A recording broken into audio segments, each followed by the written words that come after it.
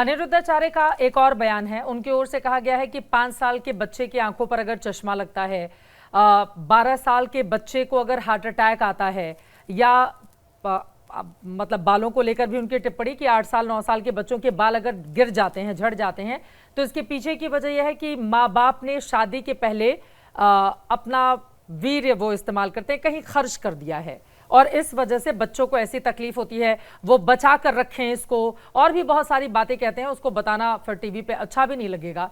तो उनकी बात से आप कितने सहमत हैं? इस पर कोई टिप्पणी नहीं करेंगे। बहुत अशोभनीय वार्ता है ये। इस तरह की वार्ता को तो हम चर्चा भी नहीं करना चाहते। समाज में खुले मंच से नहीं बात करना चाहते। इस गंदी बातों के लिए, चर्चा के लिए मंच नहीं है। तो इतनी गंदी बातें अनिरुद्धाचार्य करते हैं जो अंदर है ना, संत समाज है, उनके अंदर होगी। संत कहाँ के हैं ये? हाँ, कथावाचक हैं वो। कथावाचक है मात्र। नहीं, लेकिन जो संत समाज है भाई, ऐसे लोग सनातन धर्म को नुकसान भी तो पहुंचा रहे हैं। जिस सनातन धर्म के लिए न जाने कितने लोग जिनको हम नहीं जानते, वो दिन रात एक करके इसके प्रचार प्रसार के लिए लगे हुए हैं। अगर इस तरह के बाबा जो सोशल मीडिया पर वायरल भी होते हैं जबरदस्त तरीके से, उनके वीडियो हालांकि कई लोग मस्खरी के लिए भी देखते हैं, क्योंकि कई उनके इस तरह के संवाद होते हैं कि मस्खरापन होता है उसमें, लेकिन इस तरह की बातें अगर वो करेंगे तो फिर बच्चों पर या परिवार के ऊपर या समाज में क्या इसका गलत असर नहीं पड़ेगा? जाहिर है सर, अभी नारी सम्मान के विरुद्ध इनकी टिप्पणियों ने कि बच्चियां ऐसे करती, मुंह मारती, बच्चियां ऐसे महिलाओं की वैश्याओं से तुलना करते हैं वो। हाँ, उनकी ओर से की गई है तुलना। मुझे तो हर बच्ची में, हर स्त्री में माँ दिखती, मेरी पत्नी में ही मुझको माँ दिखती है। अब क्या करें इसके लिए? मैं कैसे टिप्पणी करूं? मेरी धर्म पत्नी जो थी, मुझे तो उसके अंदर ही माँ दिखाई देती है। पत्नी में माँ कैसे दिखाई दे सकती है? माँ तो दिखती है। कैसे? अरे माँ है ना, तो दिखती है, कैसे दिखेगी? कैसे? वही तो मैं, पत्नी में माँ कैसे? भाव से। और कैसे? भाव से दिखती है। अब बाबा जी, ये थोड़ा ज्यादा नहीं हो गया? आप वहां तक पहुंचे नहीं ना अभी, इसलिए आपको ज्यादा लग रहा है। जिससे आपने विवाह किया, आपके 2 बच्चे हैं, हाँ, आप कह रहे हैं पत्नी में माँ नजर आती है। तो तब पूरा हो गया। अब तो मेरी माँ की तरह ही है वो। मतलब आप जब से सनातन धर्म के लिए काम करने लगे, तब से फिर वो, जब से मेरे वैवाहिक दायित्व पूरे हो गए। वैवाहिक दायित्व मतलब जो हमारी जिम्मेदारियां थी परिवार की, हमारी पूरी हो गई। मैंने निभाई अपनी धर्म पत्नी के प्रति, अपने बच्चों के प्रति, और अब वो सक्षम है अपने कार्य करने के लिए। तो मैं अपने आधार पे मैं कह सकता हूँ कि मैं अब समाज के लिए कार्य कर सकता हूँ। अरे या आप तो बाबा बन के निकल गए ना, पत्नी अपनी पीड़ा कहीं नहीं निकल गया मैं। ये निकलने वाला हमारे यहाँ रूल ही नहीं है। हमारे यहाँ दरबार में एक ही शिक्षा दी जाती है, जितने भक्त दरबार के शिष्य हैं, परिवार को कभी नहीं छोड़ना है। ये इकाई परिवार की संसार में वो इकाई है जो आपके साथ हमेशा रहती है। इस संसार में आपके परिवार से सुंदर जगह आपकी दूसरी कोई नहीं है, ना हिमालय है और ना ही कोई जंगल है। परिवार से बढ़ करके संसार में आपके लिए कोई दूसरा स्थान नहीं है जो आपको प्रेम करता है। इसलिए परिवार में रह करके सारी साधनाएं करनी है। दरबार ये शिक्षा देता है और ऐसे लोगों को जोड़ के रखता है। हमारे दरबार के प्रत्येक भक्तों से मिल लीजिए, सब अपने परिवार में रह करके साधनाएं कर रहे हैं। दरबार भगोड़ा नहीं है, घर परिवार छोड़ के भाग गया, ऐसा भगोड़ा नहीं है। हम अपने देश के सभी साधु संतों का सम्मान करते हुए ये कहना चाहते हैं कि इस प्रकार के जो लोग हैं, जो सनातन धर्म को बदनाम कर रहे हैं, जो सनातन धर्म को एक नई गंदी दिशा में मोड़ना चाहते हैं, और इस प्रकार के लोगों को डराने धमकाने का भी काम चालू हो गया। गोलीकांड चालू हो गए लोगों को डराने धमकाने के लिए। हाँ, बोलो मत, वो कह रहे साहब कोई बोलेगा अनिरुद्धाचार्य के खिलाफ तो साहब जो है गोली मार दी जाएगी, बिल्कुल गोली मार दी जाएगी। इस तरह से डराने से भारत डरेगा?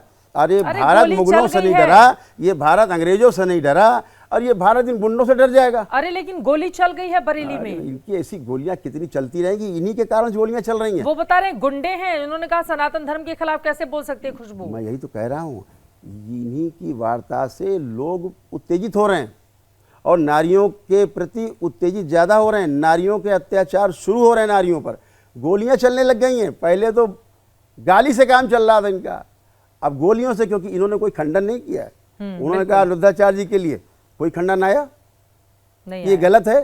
सनातन धर्म में हिंसा का कोई स्थान नहीं है, कोई इन्होंने खंडन किया नहीं, अभी तक इनके लोगों ने कोई खंडन किया। इसका क्या मतलब निकलता?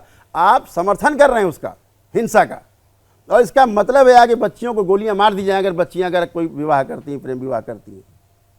वो तो लिव इन रिलेशनशिप पर भी कहते हैं कि ऐसे कुत्ते बिल्लियों की तरह हैं ये। कौन से लिव इन की बात कर रहे हैं? वो उनका लिव इन है क्या? क्या जानते लिव इन के जो बारे शादी में? के पहले लड़के और लड़कियां साथ में हमारे रहते हैं। शास्त्रों में 8 प्रकार के विवाहों का वर्णन है।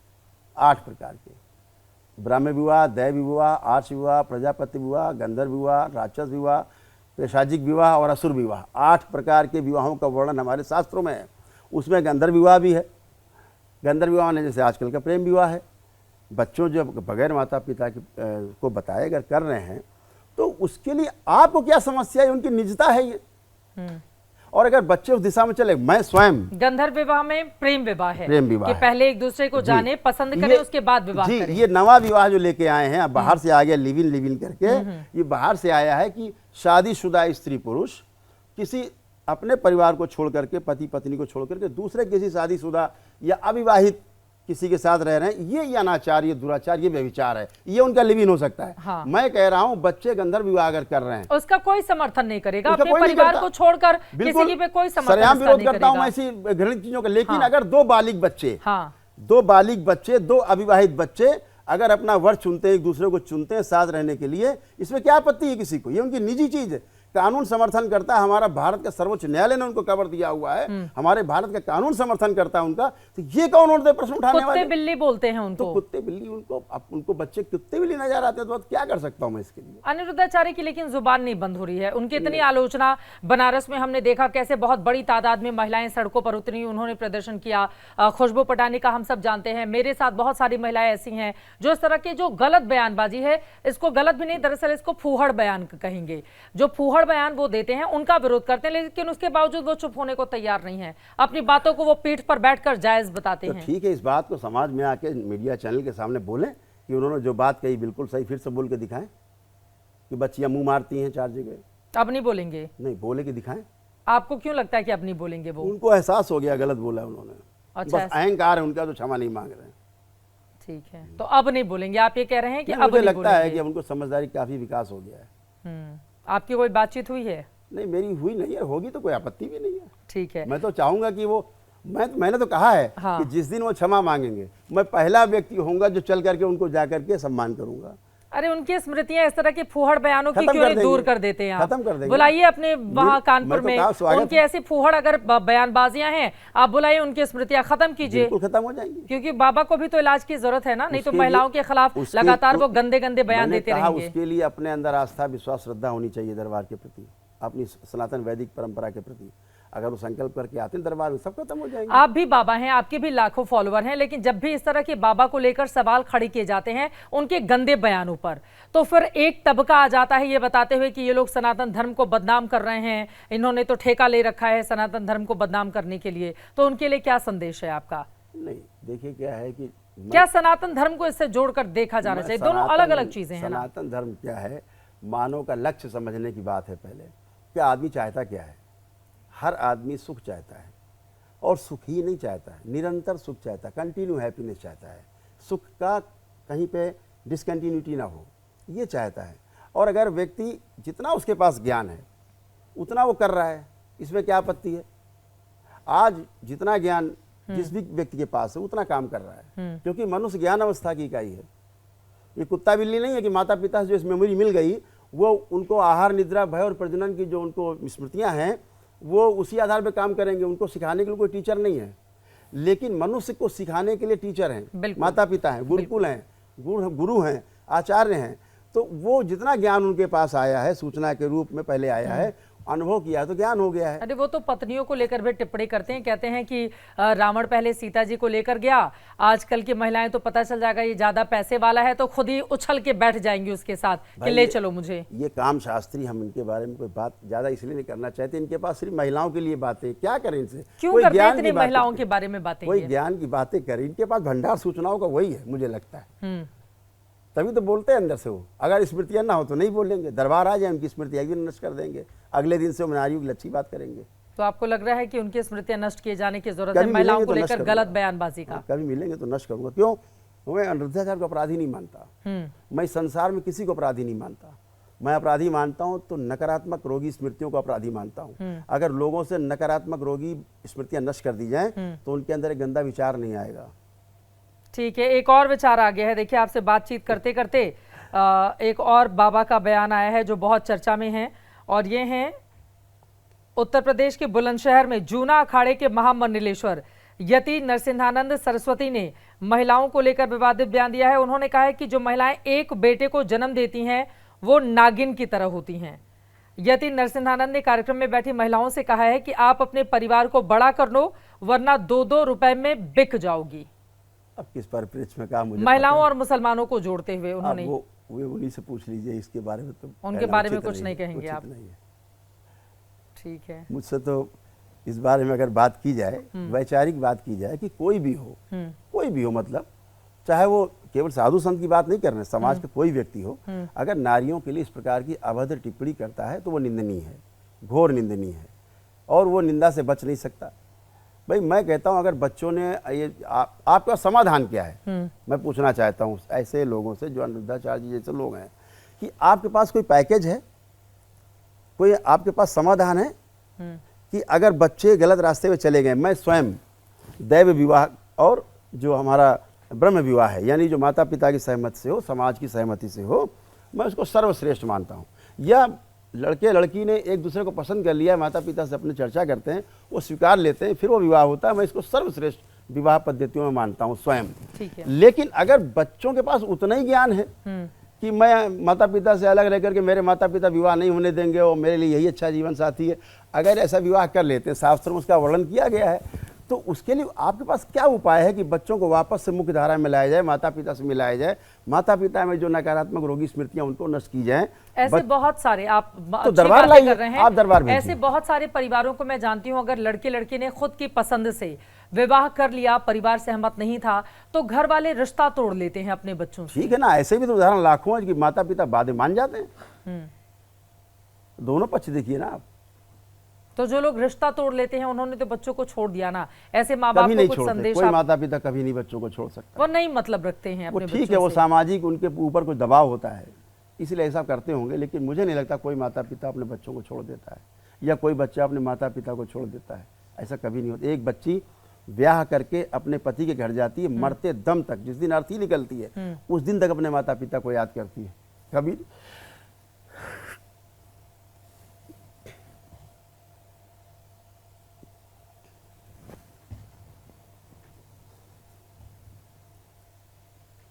आप भावुक हो रहे हैं ये बातें कहते हुए, लेकिन सच्चाई तो है ना कि अगर अपनी पसंद का विवाह कर लिया तो फिर परिवार वाले उससे रिश्ता तोड़ लेते हैं। ये जिम्मेदारी किसकी है? माँ बाप की भी है, समाज की भी है, धर्माचार्यों की भी है, बिल्कुल, और आचार्यों की भी है। इसके लिए दोषी बच्चे नहीं है,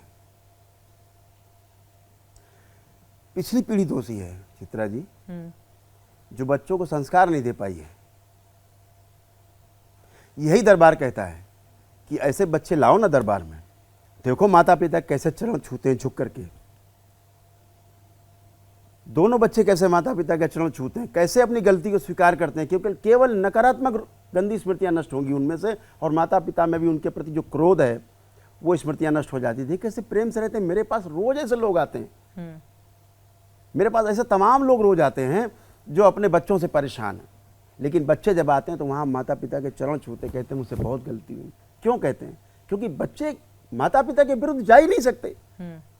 आप लोग लव जिहाद और इन चीजों पर भी काम कर रहे हैं या आप अपने आप को दूर किए हुए हैं? यही है, नकारात्मक स्मृतियां हैं जो बच्चों को इस तरह मोड़ती हैं। दरबार में से तमाम बच्चे, मैं आपको मिलवा सकता हूं व्यक्तिगत, लेकिन मैं समाज में नहीं मिलवा सकता आपको, व्यक्तिगत मिलवा सकता हूं। भीड़ है मेरे पास जो दूसरे मजहब के प्रति आकर्षित हुए और ये कि मर जाएंगे, कुछ भी हो जाए यही शादी करेंगे, अगले दिन वो कहते हैं मुझे पता ही, उनको यही नहीं पता किसकी बात कर रहे थे, वो किसके साथ शादी की बात कर रहे थे, उन्हें पता ही नहीं है। आज भी 4-4, 5-5 बच्चियां स्कूल जा रही, कॉलेज जा रही। आपकी बातों से मुझे लग रहा है कि बाबा जी ब्रेन वॉश करते हैं बच्चों का, तभी तो स्मृतियां खत्म होती हैं। अंग्रेजी में कुछ ही बोल सकते हैं, जैसे आप गंधर्व विवाह को लिव इन बोल सकते हैं। गंधर्व विवाह ही लिव इन है। मैं इनके तथा उस लिव इन की बात नहीं कर रहा हूँ जो अव्यभिचार है, जो शादीशुदा लोग और शादीशुदा लोग, उसका कोई समर्थन, उसका तो समाज में कोई समर्थन वो रह रहे हैं किसी के साथ, वो गंदगी की बात नहीं कर रहा हूँ। मैं बात कर रहा हूँ अपने उन बच्चों की जिनके पास ज्ञान का अभाव है और उस ज्ञान के अभाव के कारण, भय के कारण, भ्रम के कारण वो विवाह कर लेते हैं। बच्चे अपने साथ एक साथ रहना स्वीकार करते हैं। तो ऐसा भी तो होता है कि बाद में कभी विवाह भी कर लेते हैं वो। ऐसा भी होता है कि कभी उनके माता पिता स्वीकार भी कर लेते हैं उनको। ये भी तो पक्ष है एक, कि केवल यही है कि व्यभिचार हो रहा है। अगर कोई एक बच्ची अपने किसी को वर मान करके, पति मान करके, कुछ भी जीवन साथी मान करके साथ रह रही है, तो ये कौन सा वेश्यालय हो गया?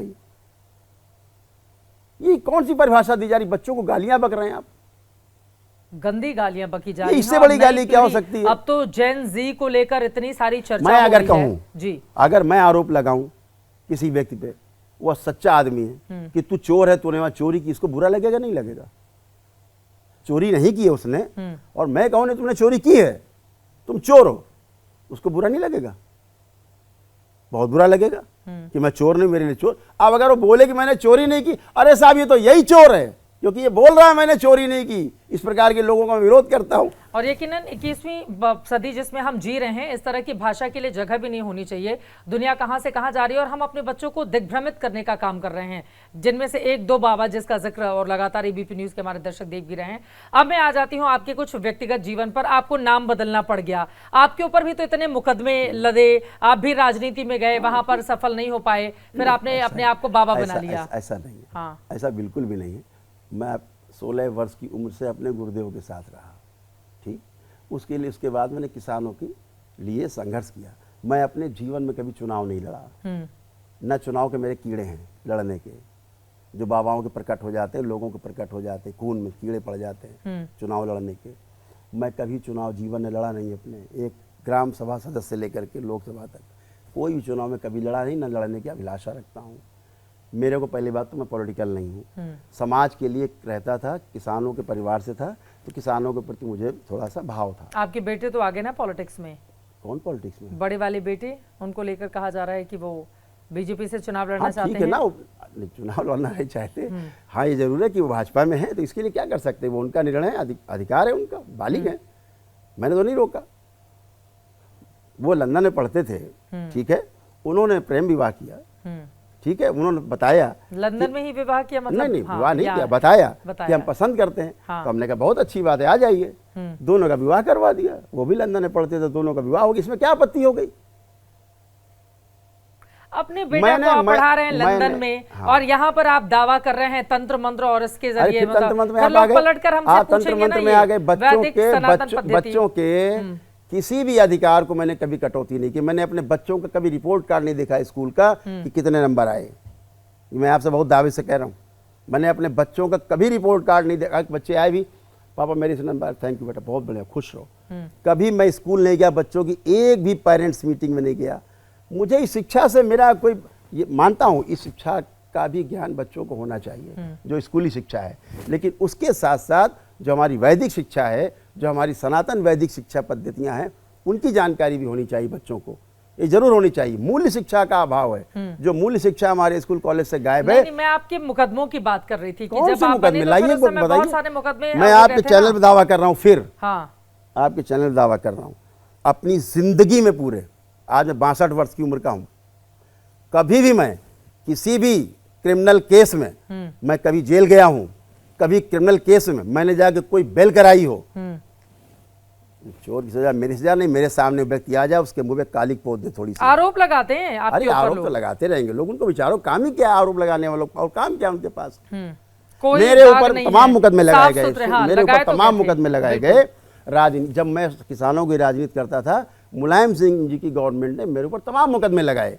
लेकिन यह भी सत्य है कि कैबिनेट की आपातकालीन बैठक में जब बड़ा आंदोलन हुआ किसानों का, तो कैबिनेट की आपातकालीन बैठक में मुलायम सिंह जी की अध्यक्षता में मेरे सारे मुकदमे विड्रॉ किए गवर्नमेंट ने, गवर्नर को गया, गवर्नर अध्यादेश बना और मैं जेल से बाहर आया। ये तो आंदोलन है। तो आंदोलन में अगर कोई जेल गया तो अपराध है, आंदोलन में सभी जेल जाते हैं, पूरा देश जेल गया है अंग्रेजों के खिलाफ आंदोलन करके, इसमें कौन सी आपत्ति है? मैं फिर जाने को तैयार हूं। मुलायम सिंह जी ने, मैं राम मंदिर में आंदोलन जेल गया तो इसका अपराधी हो गया, मैं अपराधी हो गया इससे? इनके चिल्लाने से क्या होगा? प्रमाण होने चाहिए, प्रमाण। और जो केस मुझ पे लगे कुछ भी नहीं है, सब खत्म हो चुके। तो जिस तरह के बयान देते हैं लोग, इन नासमझ लोगों के लिए हम सिर्फ प्रार्थना कर सकते हैं कि इनकी स्मृतियां गंदी नष्ट हो।